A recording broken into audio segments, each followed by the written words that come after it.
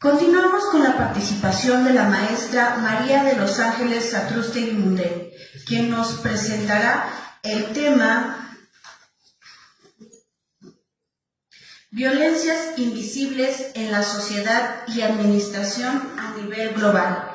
Antes de comenzar, se presentará una breve reseña curricular de nuestra ponente, a cargo de la licenciada Miriam Yasmín Cuevas Silva. Buenas tardes.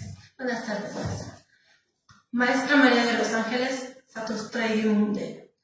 Cuenta con estudios académicos, licenciada en Comunicación, máster en Psicología con Adolescentes, máster en Empresas con Conflicto, fundadora presidenta de la Fundación Sermove España, mediadora educativa, es mediadora familiar y también mediadora empresarial, especialista en logopedia, especialista en mediación en conflictos de bullying y ciberbullying. Demos una bienvenida a la maestra.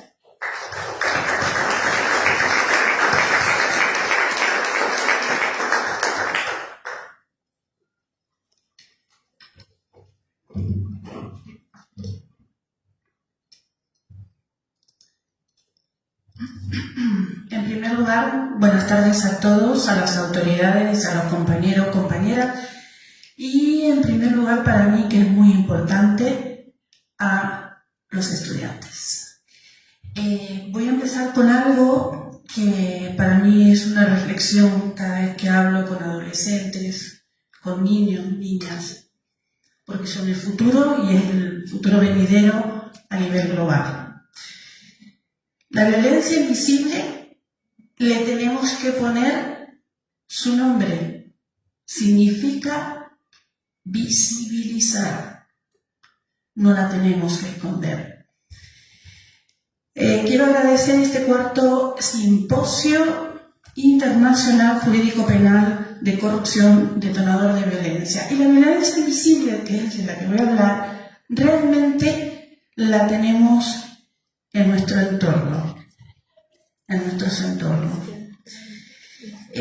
Quiero agradecer también la presencia de la revista Redes al maestro Daniel Briones por estar aquí presente, por haber apostado a este proyecto que estamos trabajando con el doctor Andrade, que es el equipo corporativo.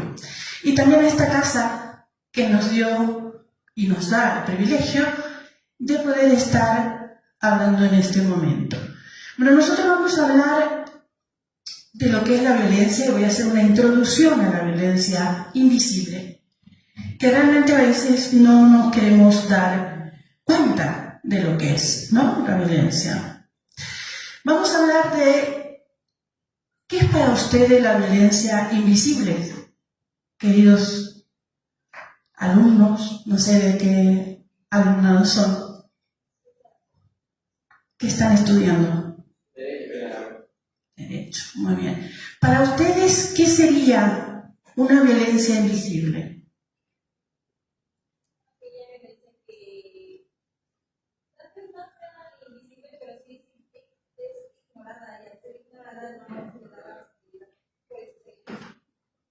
Sí. Aquella que no se nota a simple vista. Por ejemplo. Puede ser un tipo de discriminación. La discriminación no es como un golpe o una patada. Claro, tenemos que definir bien claro. Yo me voy a ir por las ramas, por eso voy a ir tirando oralmente porque me gusta participar con ustedes, que son los que realmente van a hacer el forjamiento de lo que estamos hablando hoy, porque venimos a aprender, ¿no? Venimos realmente a llevarnos algo contundente, como digo yo siempre, nos tenemos que nutrir para poder hacer ese paisaje día a día en nuestra vida cotidiana.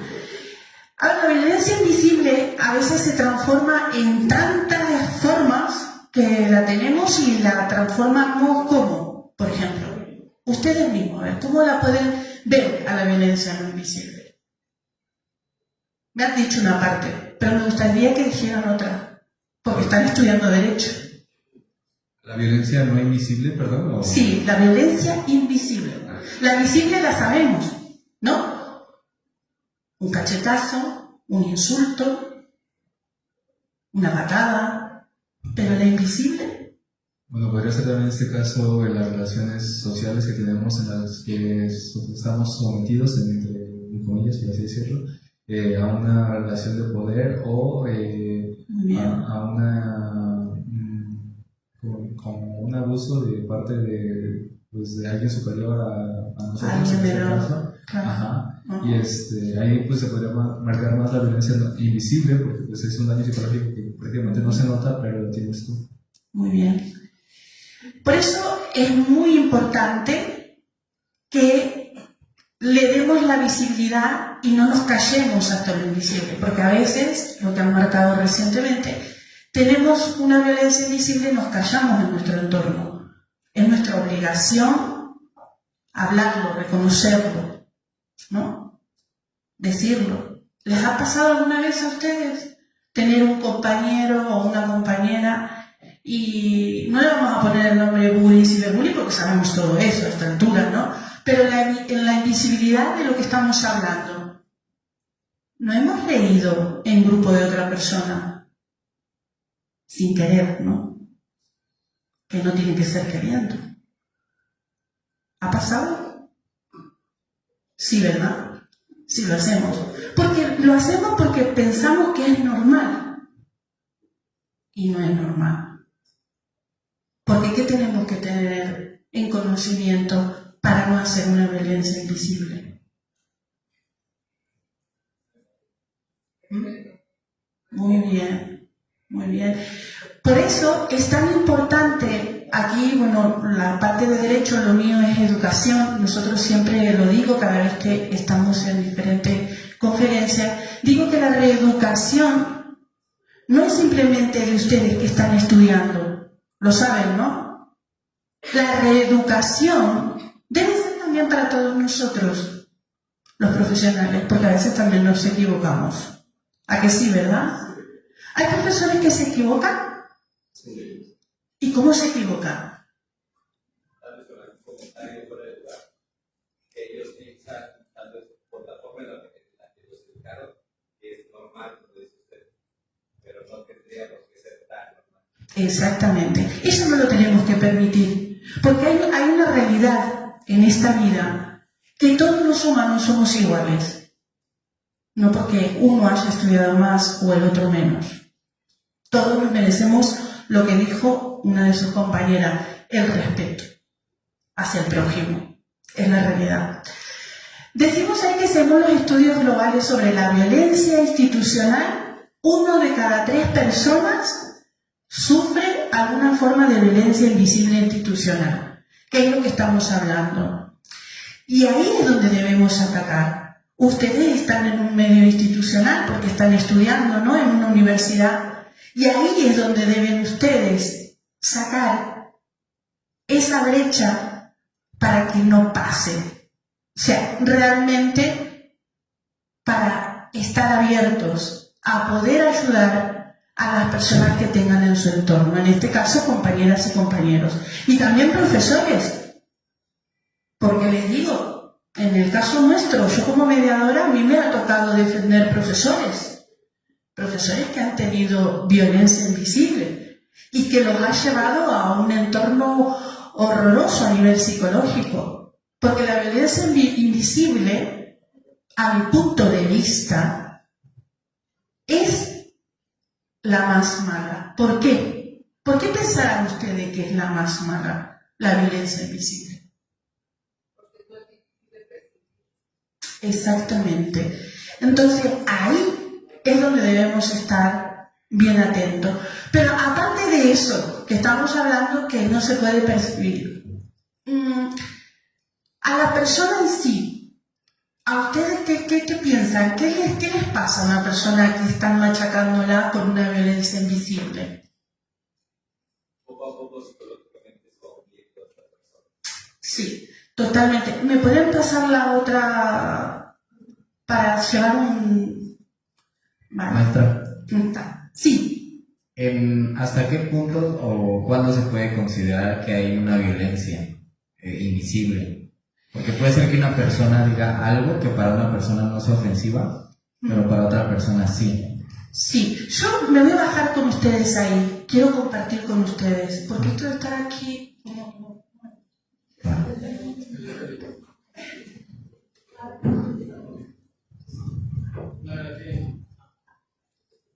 Pues ha hecho una gran pregunta, una gran pregunta. A ver, cuando tenemos la violencia invisible, a veces es difícil detectarla. Hasta nosotros que estamos en los entornos educativos se nos hace difícil. Pero tenemos que poner hincapié en muchas cosas.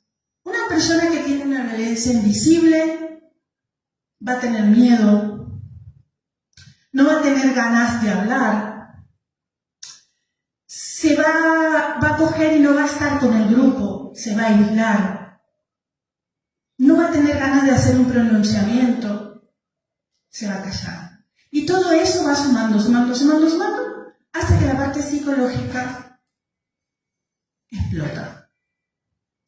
Porque la parte psicológica es una enfermedad que no es igual que si me caigo, me tropiezo, voy al traumatólogo, al reumatólogo y me dice lo que tengo. Pero la psicológica no. La psicológica no, porque la tenemos acá, en nuestra cabeza, que es el motor más importante del ser humano. ¿A que sí? Porque si no tuviéramos cabeza, pues no somos nada.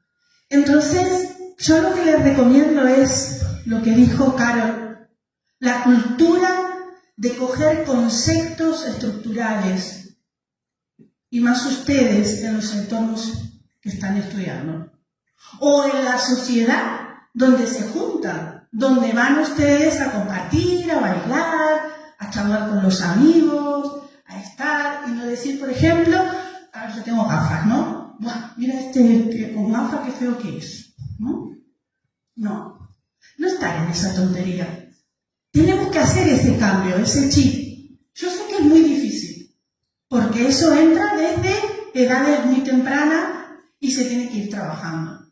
Y es tan complicado que si no tenemos esa enseñanza desde un principio, cuando llegamos a una edad adulta, no nos damos cuenta del mal que le podemos causar a la otra persona.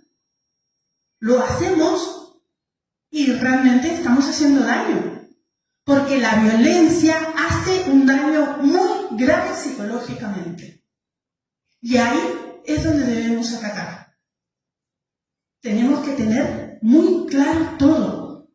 Y no tenemos que estar cubrir a un compañero cuando tiene violencia hacia otro. Tenemos que ser valientes. Ustedes tienen que ser valientes. Hasta con nosotros mismos, si hay un profesor o, yo qué sé, la misma familia. A veces la familia también nos hace violencia invisible.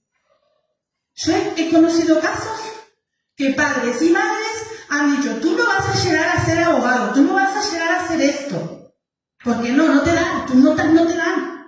Yo he tenido alumnos con notas de matemática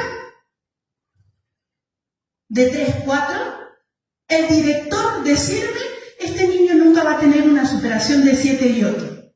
Con un trabajo exhaustivo, familia, ser MOVE, en mi caso, en enseñanza con la matemática aplicada, logró tener un 7 y un 8. Y terminó su cuarto de la ESO con un 8,5.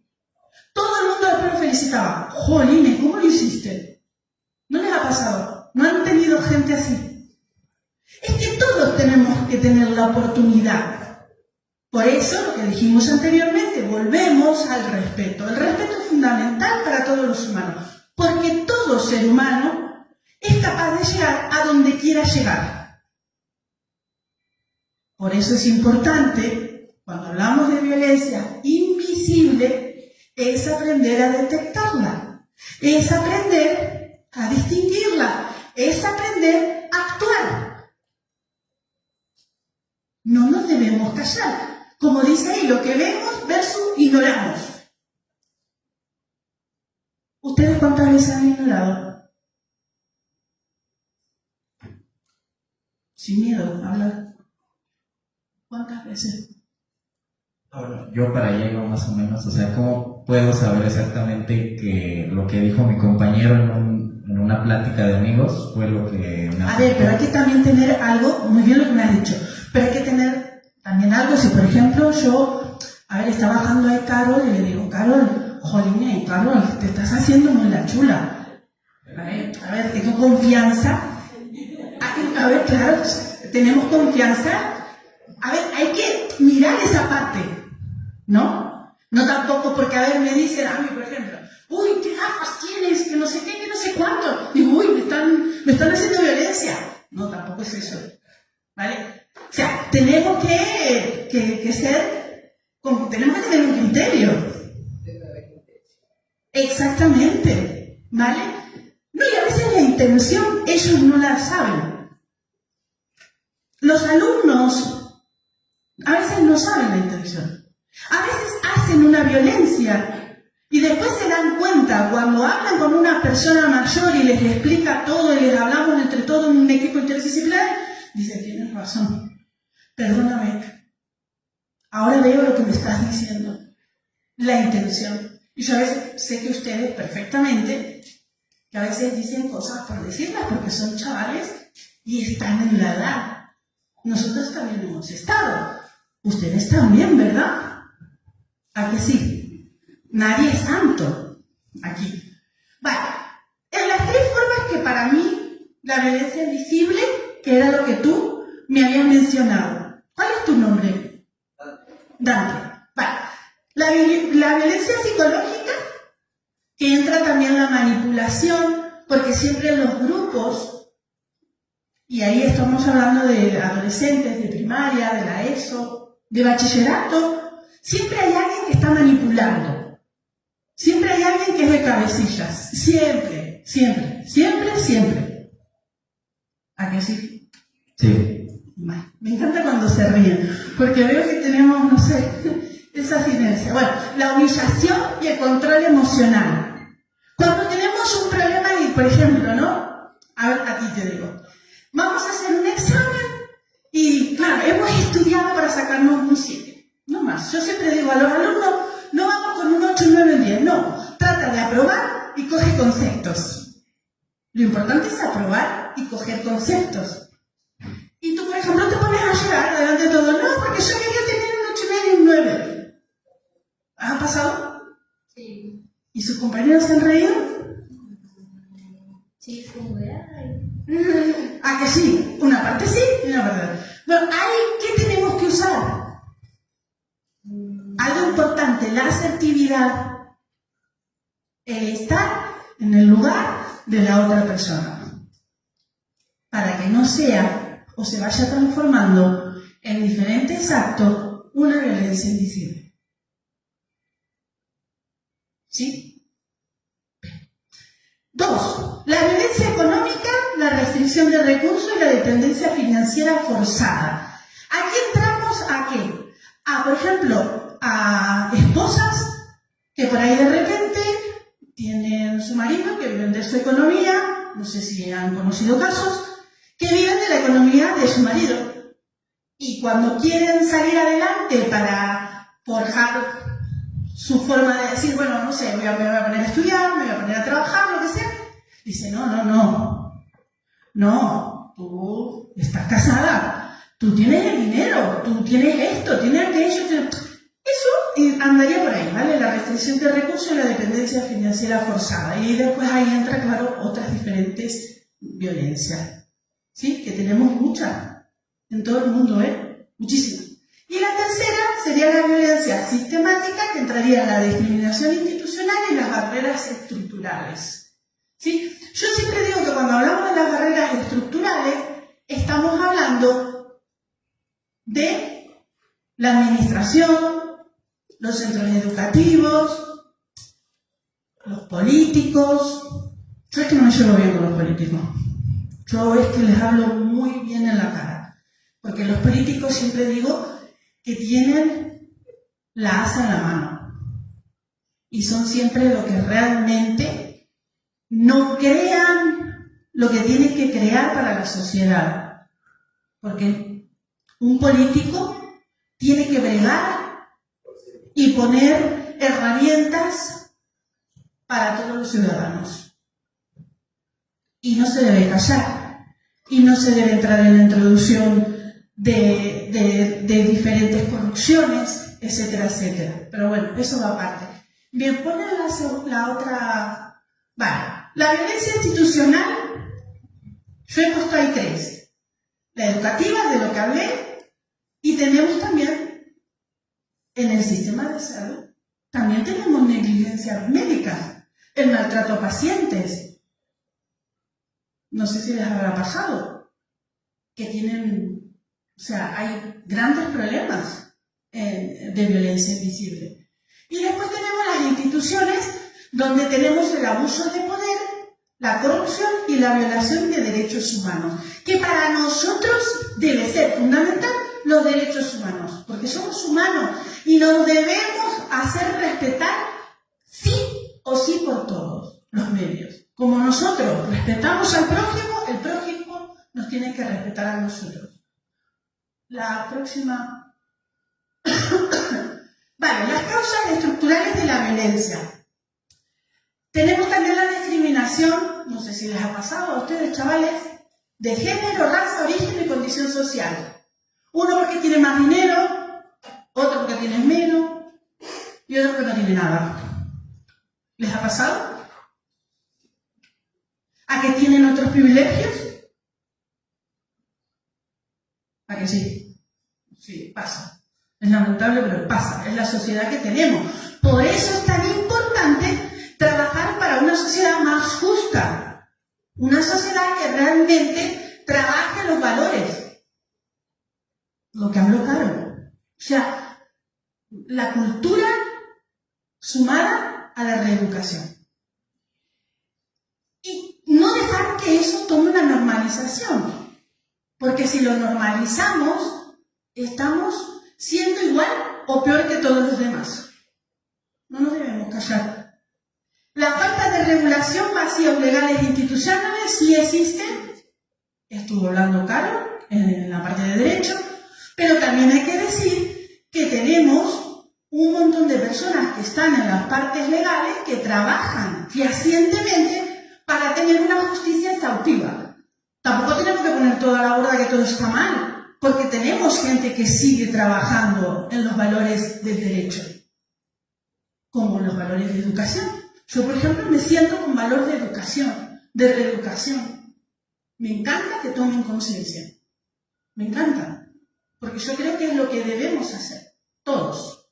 Cada uno de nuestro punto de vista. El 60% de la violencia institucional permanece sin denunciar. ¿Por qué? Porque todos tienen miedo a denunciar. ¿Tienen miedo? Miedo a que lo echen del trabajo, miedo a que no sé qué, o sea, tienen miedo. Y no hay que tener miedo. Hay que denunciar. Tenemos que usar nuestras fuentes. Hay que denunciar. Como hay que denunciar en los casos de colegios, en los casos de las universidades, en lo que sea. Hay que denunciar. Os voy a contar algo, yo todo lo que les cuento es verdad, es porque lo he hecho yo y lo he mediado.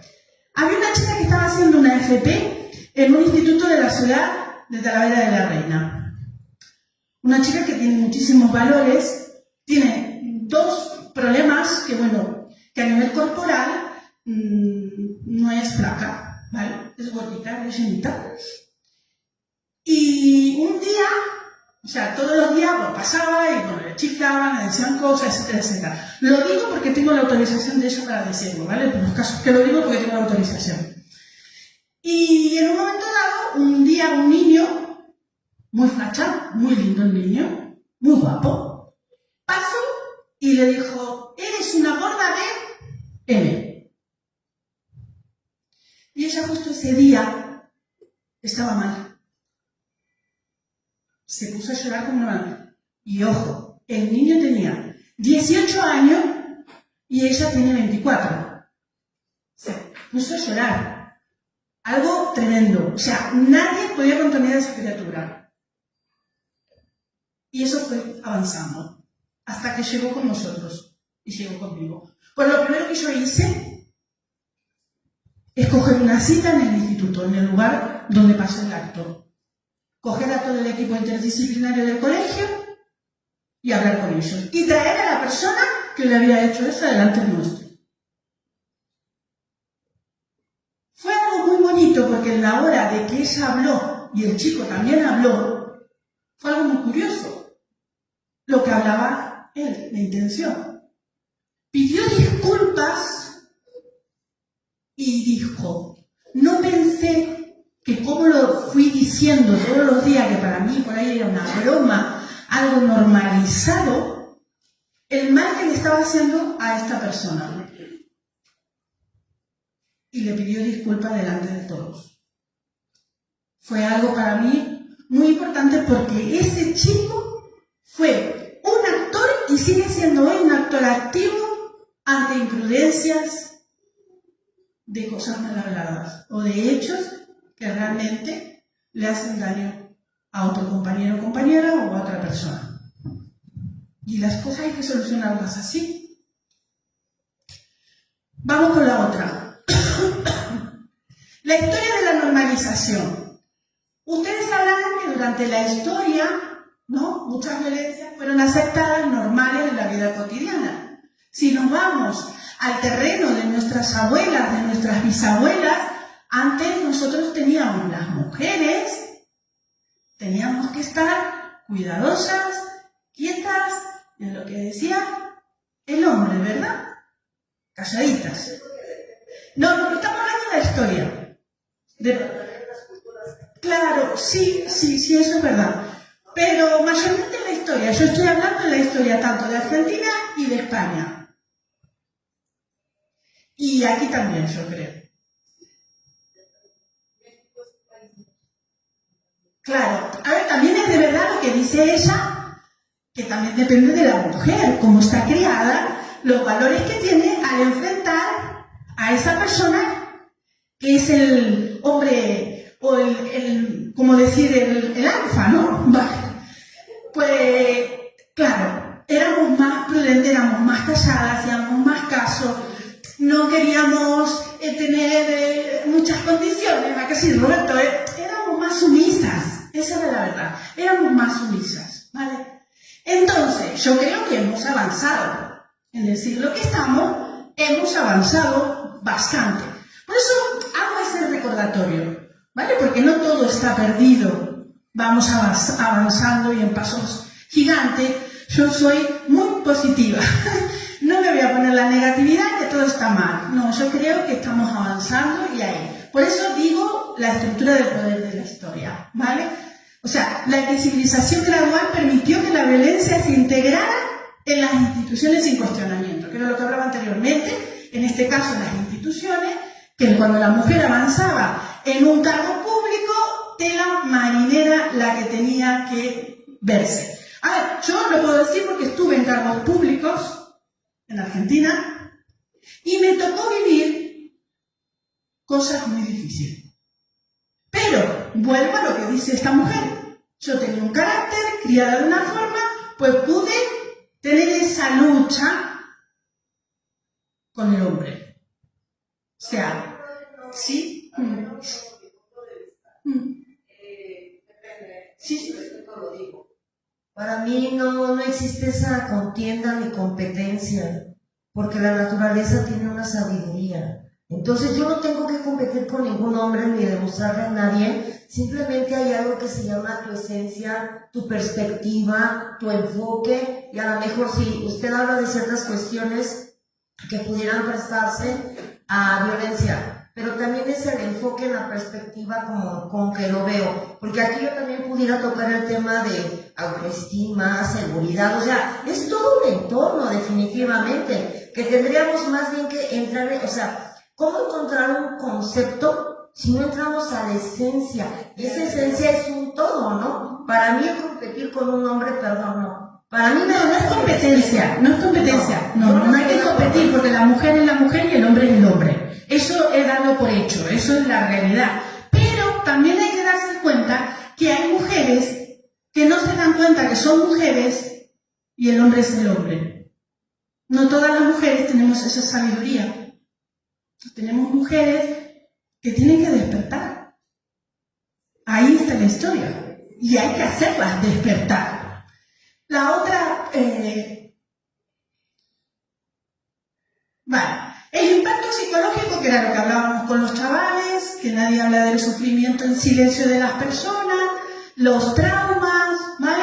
Que lo hablamos antes y todo lo que contrae eso, ansiedad, depresión, trastorno de estrés, todo eso. Sí, dime, ¿me ibas a decir algo? Ah, ahí está, exactamente. Y las consecuencias, sí. Es todo lo que comentas de que no es competir. El grave problema, que lo que nos está diciendo la doctora ponente, es la violencia cultural de la que habla Galton y la violencia simbólica de la que habla Lederach. Y entonces, ¿qué sucede? Con esta diapositiva, el trauma silencioso, que nos dice lo que se está gestando es la indefensión aprendida, y que somos pueblos con indefensión aprendida. ¿Qué sucede? Que nosotros ya naturalizamos y normalizamos las violencias, y ya de ahí podemos partir para todas las violencias que ustedes me quieran hablar: violencia de género, la violencia escolar.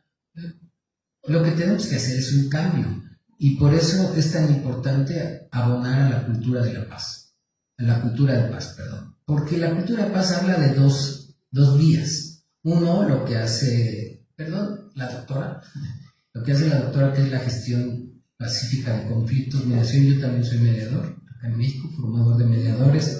Tengo un protocolo de intervención de mediación escolar, y la prevención, que es la parte, creo que más importante, y que no se le da esa importancia a la cultura de paz, que es la prevención, que es realmente el cambio cultural sobre el respeto y la igualdad de las personas. Entonces, creo que es como yo te podría explicar esa duda que tú tienes, ¿no? La violencia cultural, la violencia simbólica, que nos va gestando como tener una indefensión aprendida, y que pues ya normalizamos, y lo que me hagan está bien, y así continúo, y todas las violencias de las de que ya nos hablas, pues ahí está, ¿no? Pero si no lo analizamos desde allá abajo, de estos dos, la cultural y la simbólica, no entenderemos qué sucede ya de las que hablo, ¿no? No sé si te confundí más, te expliqué. Sí, claro. Si acá estamos para hablar, por eso es un simposio. A ver, yo es que por ahí rompo barreras, ¿vale? Pero soy así. Buenas tardes a todos. Es muy interesante su ponencia, pero a mí me llama poderosamente la atención el punto de vista que está usted expresando. Lo que decía la compañera es un fiel pensamiento de la mayoría de la gente, de las mujeres en especial, en este país, porque siempre se ha abusado de este tipo de cuestiones. Sin embargo, yo me considero que todo está en la educación, en los valores que hay en casa. En las escuelas queremos corregir lo que no hay en casa. Los padres de familia creen y piensan que yendo a la escuela los docentes deben corregir todas las actitudes y todos los valores que les faltan a los seres humanos que acuden a esta escuela. Entonces, una de las formas de aprendizaje, la escuela Montessori establecía claramente que es a través de la educación y del juego, es como se debe de aprender. Y el problema en México de la educación es que lo vemos desde un punto de vista muy diversificado. Creemos que es una educación a fortiori, de aprendizaje, de marcación, y debe de ser todo lo contrario. Tenemos que tener un esquema bien formado de lo que es la educación en México, y los valores como un axioma que debe estar integrado dentro de esa misma educación del ser humano.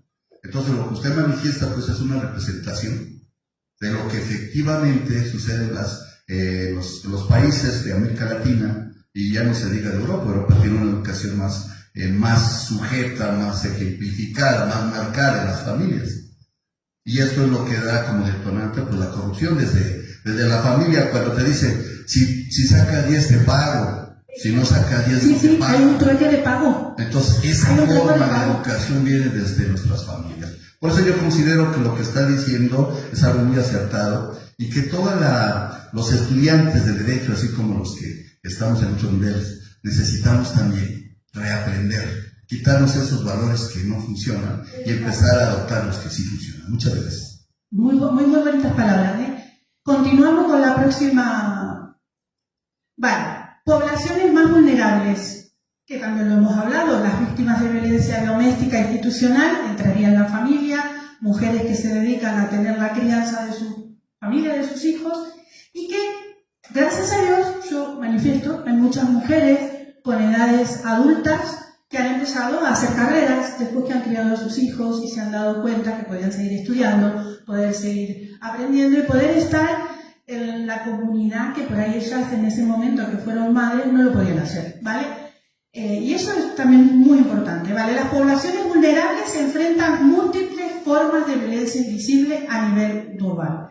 Niños y adolescentes expuestos a abusos, negligencia y explotación sistemática, Vale, aquí en lo que hablamos de la negligencia y la explotación sistemática, sí que es verdad que la corrupción, como lo ha dicho el caballero, que empieza desde casa, si te sacas un 9 o un 10, te doy 100 euros y así sucesivamente, pero todo eso empieza también en la calle y en las bandas organizadas, etcétera, etcétera. O sea, está todo corrupto. Pero hay que defender que estamos haciendo cambios. Y para ello debemos seguir forzándonos para hacer ese cambio. No podemos neutralizar que todo está mal. Porque, a ver, por ejemplo, yo puedo mencionar, acá tengo una persona que está en las fuerzas, por ejemplo, de la Policía Nacional, y es una persona que trabaja para la comunidad, que cuando nosotros lo llamamos desde nuestra institución para que colabore con nosotros, está dispuesto. Y así como él, él paga. Hay muchos, como la doctora Carol, igual, en la parte jurídica y del derecho, exactamente lo mismo. Entonces yo creo que debemos seguir divulgando y trabajando la base. La educación, que es como decimos, la reeducación, porque ponemos también a los profesionales, que nos tenemos que seguir reeducando. Sí. ¿Cuánto me falta?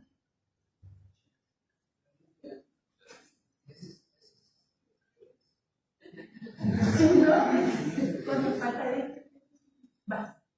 Bueno, yo quisiera preguntar, con estos cambios que se están haciendo dentro de la sociedad, ¿usted en cuánto tiempo cree que se quite el pensamiento general de la población es que si no me meto a robar yo, lo va a hacer otro? Porque supongo que muchas personas aquí, bueno, tal vez no aquí, pero dentro del país piensan eso. Que si les lleva una oportunidad... A ver, yo voy a tratar de darte mi contestación desde mi punto de vista, ¿vale? De lo que hago a día a día, los 365 días. Para llegar a una sociedad más justa, más que no haya tantas personas que se aprovechen de la vulnerabilidad del próximo, porque ahí está el problema. Vamos a tener años todavía, pero el pronunciamiento está, que ustedes que son jóvenes se lleven hoy de aquí lo que van a ir haciendo día a día. Y eso es un cambio, granito a granito. Y se va a producir el cambio. ¿Qué tiempo? No lo sé. Pero lo importante de esto es que si tú colaboras y estás el día a día y ayudas a uno, pues eso va a ser un pacto multidisciplinario y multiplicador. Es lo único que te puedo decir. Pero que va a existir el cambio, va a existir.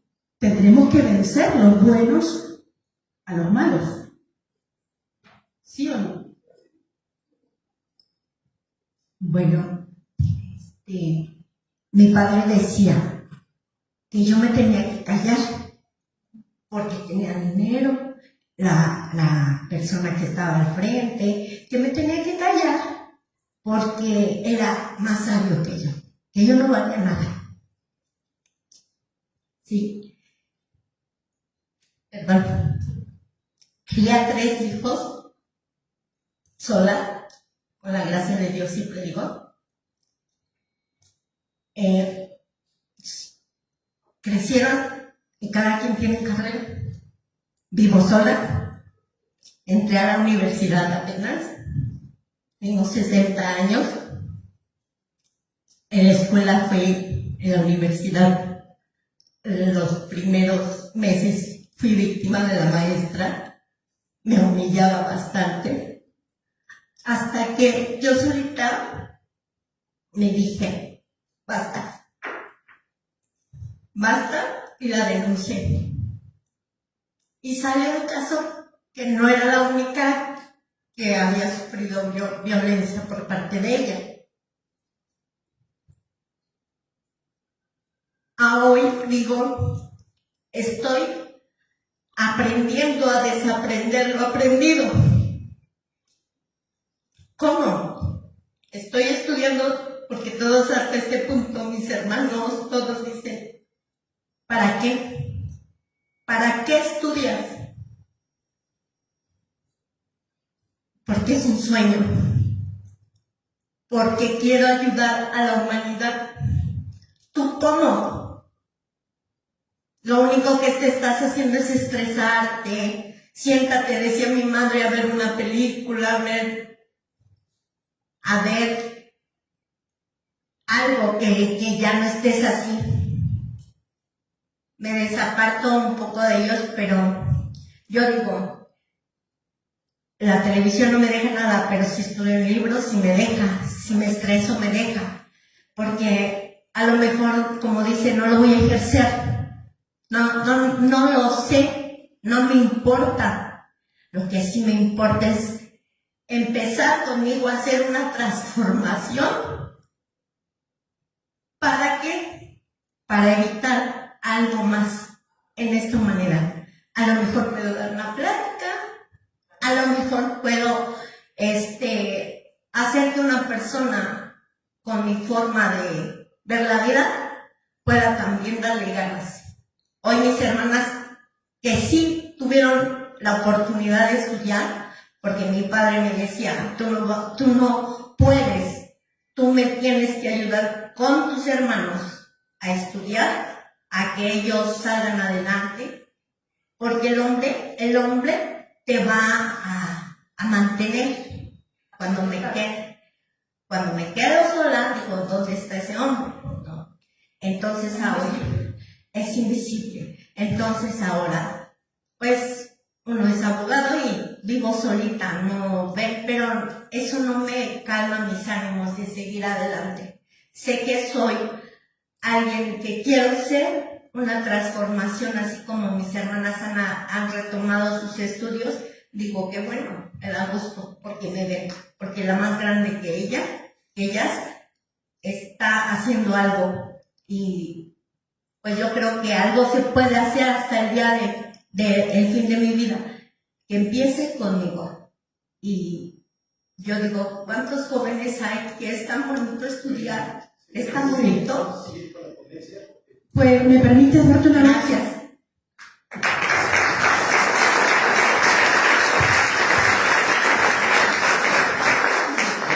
Sigue luchando, ¿vale? Porque todo se puede. Me encantó lo que has dicho, ¿vale? Te felicito, de verdad. Pues nada, yo creo que ya tengo que terminar porque ya tengo que dar, si quieren la exponencia, se las pasan, ¿vale? Pero quiero dejarles algo muy importante. Luchar por vuestros objetivos.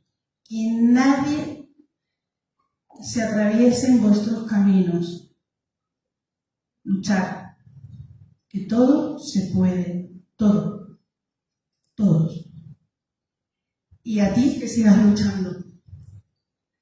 Y a todos pedirles que para combatir tanto la violencia invisible como la visible, la institucional, y todas las que tenemos alrededor nuestro, es ponerle cara, denunciando, actuando y detectando, y no callarnos.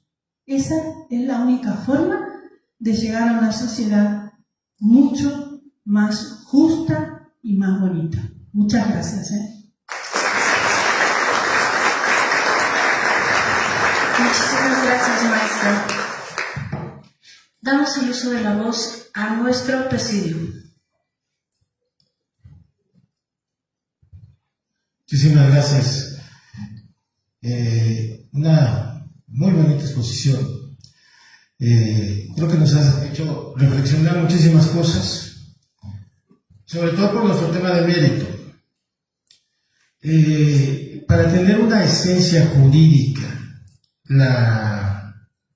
el derecho penal anticorrupción y tenerlo como detonador de violencia, pues vamos a tener que considerar muchísimas situaciones, sobre todo los elementos jurídicos, y no podemos dejar a un lado los elementos subjetivos del delito. Es fácil contemplarlo de manera individual a manera del fuero común, pero cuando estamos haciendo un análisis jurídico y nos ponemos a revisar esos elementos subjetivos, es muy difícil detectarlos ante fenómenos sociales como es la corrupción. ¿Qué vamos a analizar cuando un funcionario es corrupto? ¿Qué pasó por su cabeza para ser corrupto? Sí, desde acá se pudo haber sido, ¿no? Hemos tenido distintas ponencias en las cuales nos han hecho favor de acompañarnos ciertos psicólogos que nos han enseñado esa parte de los elementos. Pero fíjense nada más, habla la violencia, hablando de violencias invisibles. ¿Qué detonador tiene a nivel social, a nivel gobierno, para hacerlo detonar a nivel social? Y es cierto, ya pareciera costumbre, cuando viajamos en el transporte público y somos víctimas de cualquier tipo de delito, pareciera que ya es normal. Hay gente que ya hasta lleva su cuota, por si se sube, pues para que no le haga nada, ¿no? O sea, ¿qué tipo de violencia invisible se está detonando a nivel social? Y nos estamos acostumbrando, la estamos aceptando, y eso yo creo que a nivel mundial, a nivel global, es uno de los detonadores de corrupción más grandes que tenemos y que nadie decimos nada. Volvemos a la misma, creo que los juristas tenemos mucho que hacer. Les cedemos el uso de la palabra a la doctora Fer. Gracias. Felicidades, mi querida amiga, la Asociación Sermo de España, Talavera de la Reina, presente aquí en esta honorable institución. Pues comentar la exposición de mi querida amiga, pues aquí en México hay palabras que debemos erradicar, y entre esas palabras que se mencionan y se aluden, hoy hablamos dos términos. Una es masculinidad hegemónica, que es el término que, porque eres hombre, tú lo tienes que hacer. Porque tú eres hombre, tú eres el líder de la casa, y va directamente, va para la mujer. El hombre sabe que la mujer no lo debe realizar y el hombre lo tiene que realizar porque sabe que es esas fuerzas lo que tenga que realizar. Ha cambiado nuestro México, hoy se han creado términos, hoy hablamos de una feminidad hegemónica, vemos las mujeres que se han alzado en este tipo de cuestiones, resaltar esa situación de igualdad de género que existe ya en nuestro país, y hablar un poco de las violencias invisibles que presenta mi querida amiga, pero denostamos directamente todo lo que son violencia familiar, violencia que puede dar hacia la mujer, violencia al hombre también. Podemos encontrarlo y podemos ver ese detrimento, ese daño, que posiblemente no se puede ver físicamente, pero se puede denostar directamente con pruebas psicológicas, periciales, entrevistas que se puedan valorar ese daño, ese detrimento que pueda tener. Podemos encontrar víctima vulnerable directamente una mujer, pero vamos a encontrar a un adulto mayor o a un menor de edad,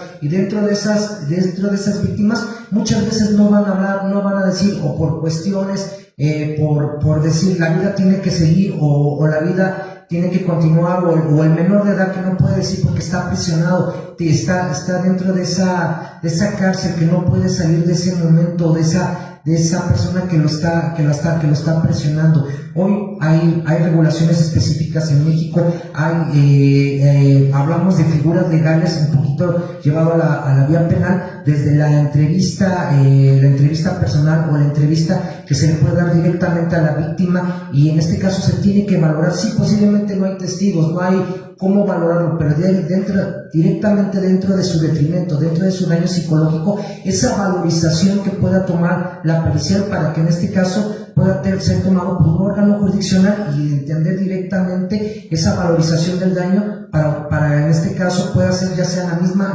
reparación del daño a la víctima vulnerable ante este tipo de delitos. Muchísimas felicidades, mi querida amiga, y pues, excelentes ponencias. Muchísimas gracias. Bien, algo importante que debemos entender es que no toda la violencia deja cicatriz visible, una cicatriz física visible, pero sí lesiones en la psiquis que erosionan el alma y que por supuesto causan un daño irreparable en los proyectos de vida. Cuando trabajamos con violencia, generalmente los jueces nos enfrentamos a dos grandes obstáculos: los prejuicios y los estereotipos. Nuestros niños y jóvenes se ven bombardeados todos los días por una violencia simbólica en canciones, en el cine, en anuncios comerciales, en lo que nosotros mismos entendemos como una forma de vida. Y esa culturización de la violencia y esa forma de vida violenta es algo que trasciende durante siglos. Entonces no va a cambiar de un día para otro. No podemos desesperarnos y pensar que es el esfuerzo que hacemos es en vano. Así como se fue construyendo durante siglos, la construcción de una cultura de paz también llevará muchos años y siglos. Lo que sí es cierto es que no somos los mismos de hace 20 años. Hemos avanzado, no en los pasos agigantados que quisiéramos, pero sí se ha visibilizado, se ha puesto de manifiesto, se han atrevido las víctimas a denunciar.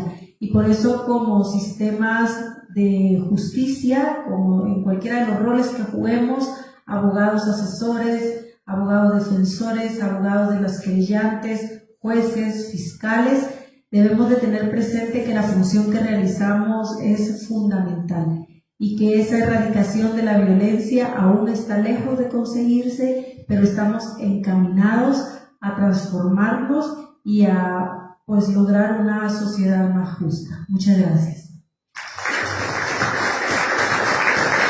Damos nuevamente las gracias a la maestra María de los Ángeles Satrústegui Mundet. Hacemos entrega de su reconocimiento por su participación en este 4º Simposio Internacional Jurídico Penal.